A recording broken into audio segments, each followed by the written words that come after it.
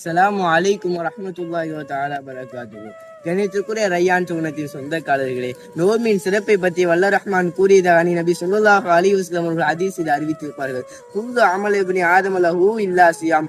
ஆதமுடைய மக்கள் செய்யக்கூடிய எல்லா அமலிற்கும் அல்லாஹ் தஆலா கூலியை வைத்திருக்கின்றான், இந்த நோன்பை தவிர. அந்த நோன்பானது அது எனக்கானது, அன உஜிசு பிஹி, அதற்கு கூலியாக நானே இருக்கின்றேன் என்று அல்லாஹ் தஆலா சொல்கின்றான். இந்த ஹதீஸ் அப்படியே தொடர்புடையாக சொல்வார்கள். நோன்பாளி எந்த ஒரு வீணான விஷயத்தையும் செய்ய வேண்டாம், அவர் கத்த வேண்டாம், அவர் சண்டையிட வேண்டாம் என்று சொல்லிக் கொண்டிருக்கும் போது வல்ல ரஹ்மான் சொல்லுவான், நோன்பாளி இருந்து வாயில் வந்தக்கூடிய அந்த வாடையானது அல்லாஹ்வுடைய இடத்தில் மின்ரே மிஸ்க், கஸ்தூரின் மனத்தில் இருந்து சிறந்ததாக இருக்கும் என்று சொல்வார்கள். அப்படி இந்த ஹதீஸை கடைசியாக சொல்லி முடிப்பார்கள். இல்லா சியாம் ஃபர்ஹத்தானி அஃப்ரஹகுமா, நோன்பாளிகள் இரண்டு இடத்திலே சந்தோஷப்படுவார்கள்.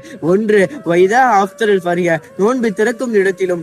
மற்றொன்று வைதா லக்கிய ரப்புஹு ஃபி ஸௌமிஹி, அந்த நோன்பை கொண்டு நாளை மறுமை நாளை வல்ல ரஹ்மானை சந்திக்கின்ற பொழுதும் அவர் சந்தோஷப்படுவார் என்று சொல்வார்கள்.